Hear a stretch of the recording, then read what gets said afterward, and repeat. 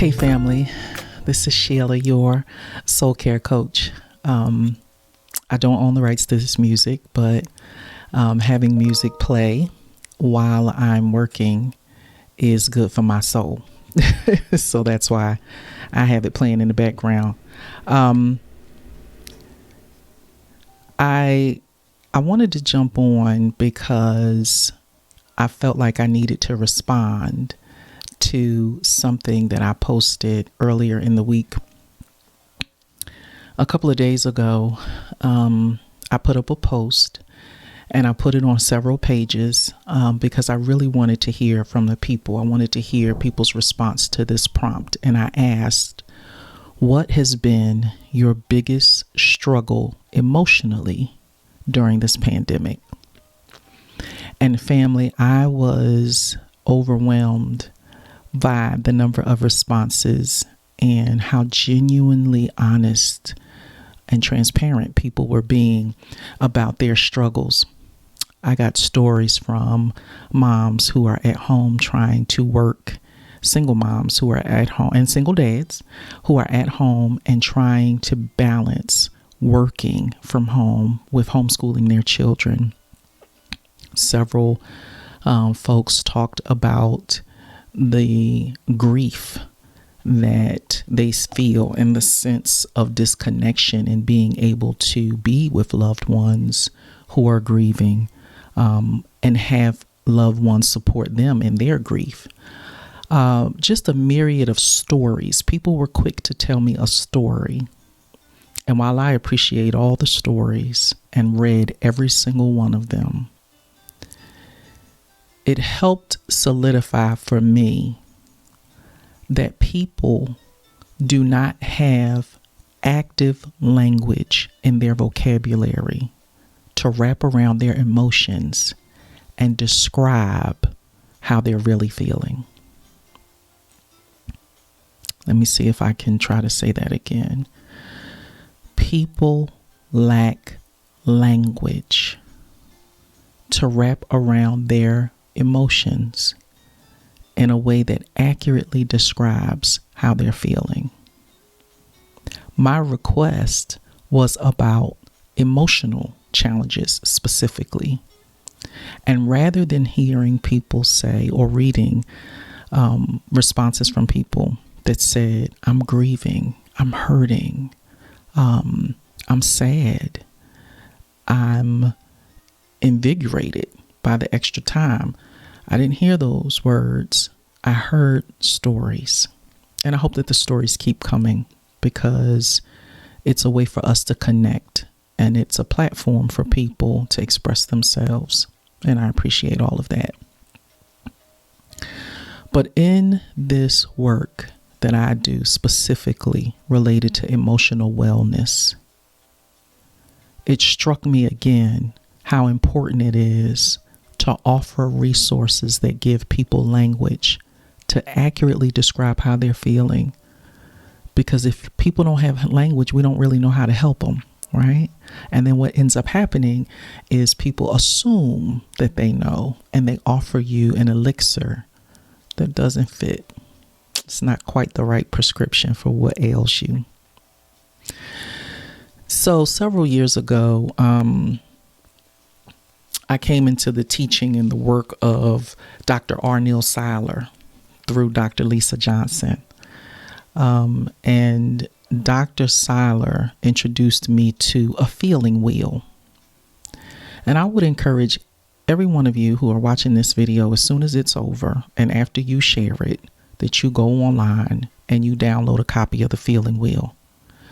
The feeling wheel will give you language so that you can express your emotions and tell me how you're feeling in the midst of all of this.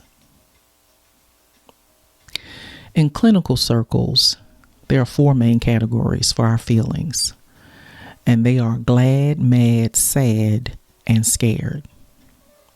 Glad, mad, sad, and scared. And within those buckets, there are lists of words, descriptive words that help us identify how we're feeling. What I like about the feeling wheel that I received from Dr. Siler and Dr. Johnson is that it includes an additional 2 categories that are powerful and peaceful. And those buckets also have a list of words that help us use language to describe where we are. As a resource, I wanted to offer you an exercise that you can do. I was so overwhelmed by these stories, and it wasn't fair to just ask people to share and then not offer them a resource that will help stabilize and ground them, give them some footing in these uncertain and challenging times. So from your SoulCare coach, here is my resource. I want to offer you an acronym for GLAD, and GLAD is one of the buckets, but it's also an acronym for an exercise that you can do every day that gives you a sense of routine and groundedness during this pandemic. So let me go through the steps real quick. GLAD. The G stands for gratitude. That at the end of your day, or maybe even at the beginning of your day, you would find something to be grateful for. You know, back in the day, Grandma used to say, I'm grateful for a roof over my head, clothes on my back, shoes on my feet, and food on my table. And some of us take those simple things for granted. But if you are struggling with finding a reason to be grateful, I implore you to just think about those things. If you have a roof over your head, you have a reason to be grateful. If you have a plethora of pajamas to choose from one day to the next, you have clothes on your back and you have a reason to be grateful. It might not be all the snacks that you want to eat or even should eat, but if you have food on your table in the midst of all of this, you have a reason to be grateful. So the first step is make a list or just bring to mind something that you're grateful for. The L is for learning. Think of something that you learned today that you didn't know yesterday. Maybe you learned how to do that new math while you were homeschooling your kids. Maybe you learned about a new poem or were exposed to a piece of art that allows you to bring some beauty into the messiness of what we're going through right now. But what did you learn today? The A stands for accomplish. What did you accomplish today? I know that there are memes and all kinds of things going around saying that you should finish your book, or you should finish your course, your online course, or you should finish your business plan. You should finish this because we have all this time on our hands. But honey, let me tell you, if you got up and took a shower and moved from one room in your house to another, that's an accomplishment for some of us. Bring that to mind. I got up today. I cooked something healthy and nourished my body. What did you accomplish today? It doesn't have to be some great grand thing.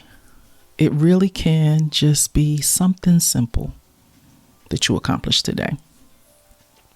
And the D stands for my new favorite word, which is delight. Every day, and I'm a strong believer in this, every day you should experience a moment of awe and wonder. Every day you should take advantage of something beautiful and drink it in. Maybe it's a piece of music, a piece of art. You can tour museums online now. Whatever it is that's your jam, do that and indulge in something delightful today. So for all of you who responded to my post on all the various pages that you did, and I think we've had about 200 responses between all the pages where I posted this prompt, you can use this tool to help ground you, to help bring you back to center. and to give you a reason to be glad. Think of something you're grateful for. Bring to mind something that you learned today. Pat yourself on the back for accomplishing something today. And give yourself permission to be delighted. I hope that these tips help, because I am your soul care coach.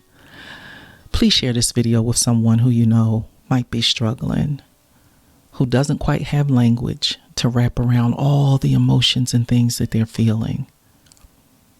And encourage them to use this wheel to gain that language so that they can communicate more effectively with you, with those they love, and most importantly, with themselves.